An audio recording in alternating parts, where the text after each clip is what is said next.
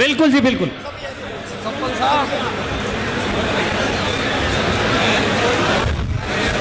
सुनो भाई पत्रकार बंधुओं, तुम इस देश के लोकतंत्र का चौथा खंभा हो, चींचा थोड़ी देर बंद कर दो, कुछ मतलब की बात हो जाने दो यारो। सबको अपनी अपनी रोजी रोटी की पड़ रही है, तो तुम थोड़ा रुको, हमारे घर बस जाने दो। यहां आज की इस महापंचायत के बहुत सम्मानित अध्यक्ष, आदरणीय अध्यक्ष जी, मंच पर विराजमान सभी नेतागण, संचालन कर रहे भाई पप्पी जी, यार जो दिन रात मेहनत कर रहा है उसका विजय का नाम ना लूं, जो का नाम बदलो। यह मेरा लाडला नेता और इस बिरादरी सर्व समाज का लाडला बेटा भाई विजय प्रताप सिंह जी। अगर ताली बजाओ तो ढंग से बजाओ, नहीं तो बजाए मत करे करो, पहले सीख लो। पहली बात तो यह है, सामने बैठे हुए बुजुर्गों, नौजवान दोस्तों, पत्रकार बंधुओं और यहां 36 बिरादरी गंगे को यह आपका मुखिया गुजर शीश नवाकर सादर प्रणाम करता है। भाई मंच वालों थोड़ी देर चुप हो जाओ। पंचायत का मतलब होता है कि किसी विषय पर विचार मंथन करने के बाद फिर कोई निर्णय लेना। तो विजय बाबू, आप सबने मिलकर जो पंचायत बुलाई है, इसमें कुछ सुझाव होने चाहिए और एक कोई नोट करता रहे। मुझे तो लगा नहीं अब तक किसी ने सुझाव दिए होंगे, सिर्फ विजय बाबू ने अपनी पीड़ा रखी है इस क्षेत्र की, आनंदपुर की, पर सुझाव ना तो आए और फिर उस पर अमल क्या होएगा। तो मैं अपनी बात कहने से पहले पप्पी, दिल में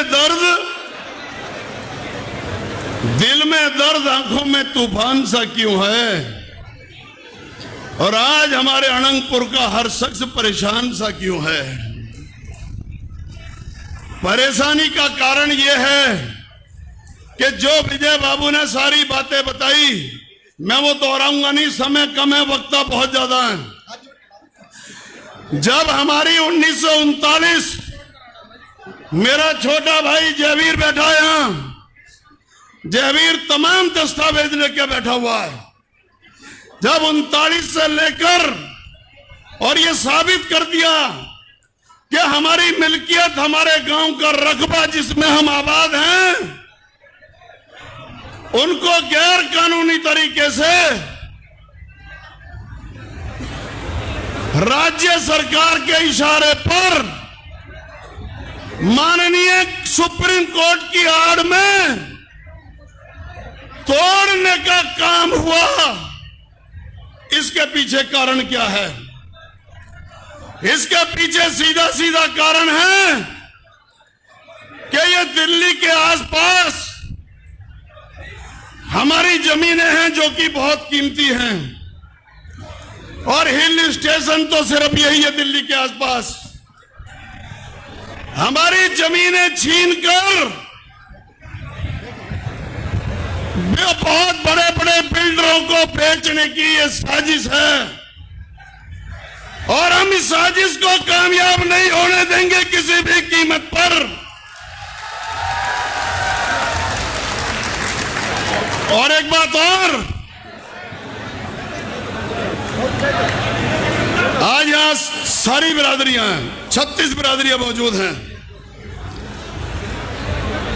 और उन सरकार के दलालों में जो हमारे भी लोग हैं चुन करके गए हुए हैं, वो भी शामिल हैं, उनकी भी पत्ती है इसमें। जिनको तुमने रखवाड़ा बना के भेजा था, रखवाड़ा बना के भेजा था, उन्होंने तो वादा किया था कि भाई कोई नहीं, बिल्कुल नहीं तोड़फोड़ की जाएगी।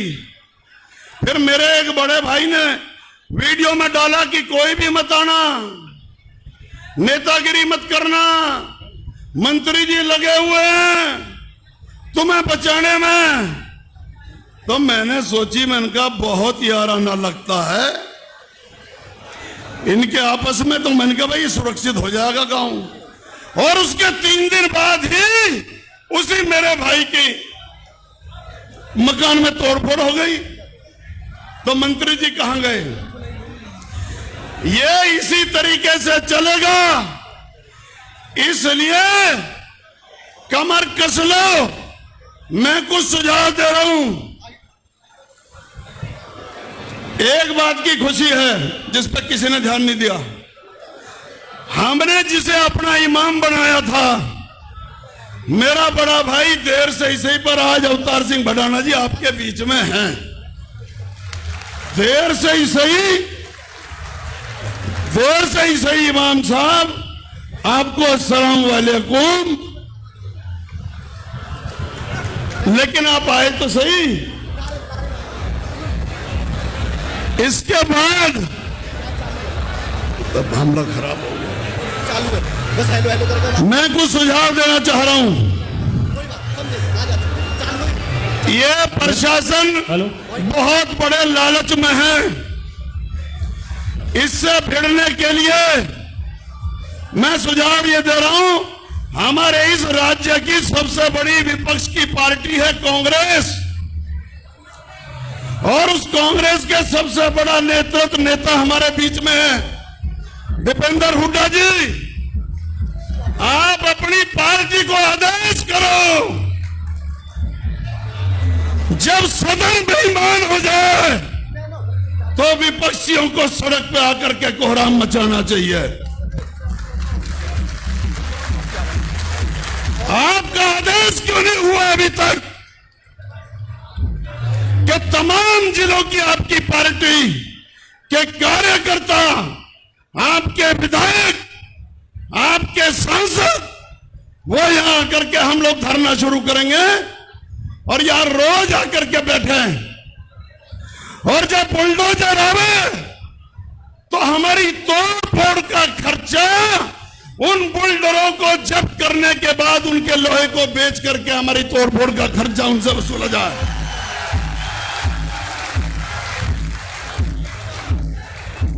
150 से ऊपर किसान पार्टियां हैं, किसान संगठन।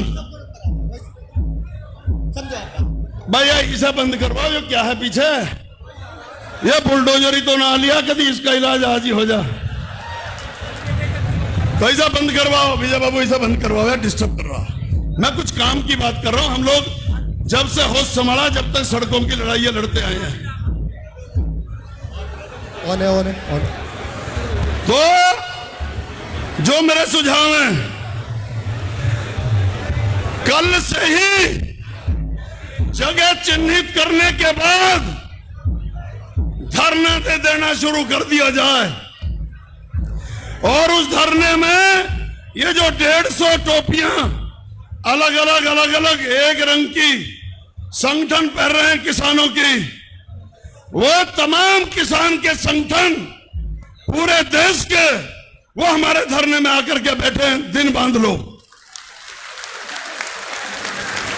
मेरी समाजवादी पार्टी है, पार्लियामेंट चुनाव लड़ा मैंने बागपत से 2 बार, जिला पंचायत अध्यक्ष रहा हूं मेरठ। जब कहोगे अपने नेता माननीय अखिलेश यादव को लाने का वादा करता हूं आपके बीच में।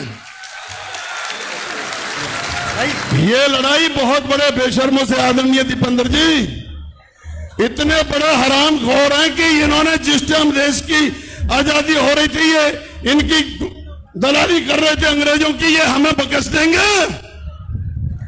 इनका इलाज करने के लिए सड़क से हर सदन तक लड़ाई लड़नी पड़ेगी।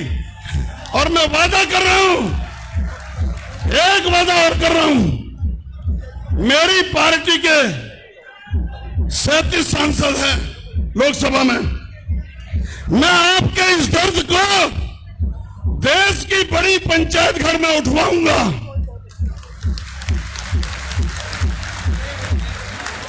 और मेरा पथिक सेना सामाजिक संगठन है, मैं ऐलान करता हूं कि जब तक ये लड़ाई नहीं जीत लेंगे मेरी पथिक सेना मेरे सहित आपके साथ रहेगी।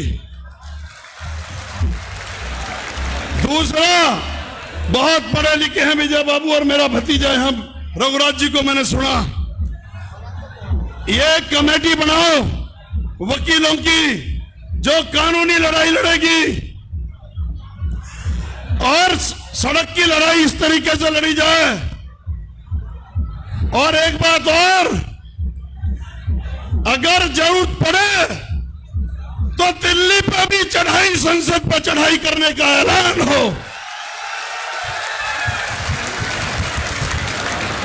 जब पड़ा वक्त चमन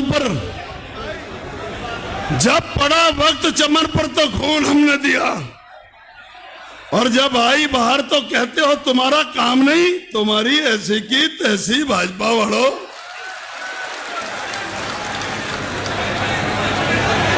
सब मिलकर पुकारेंगे तो दुश्मन भाग जाएगा।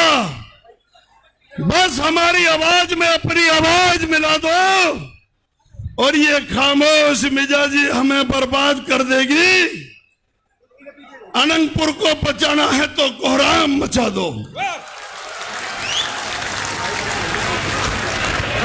मेरी सभी माननीय वक्ताओं से हाथ जोड़ के प्रार्थना है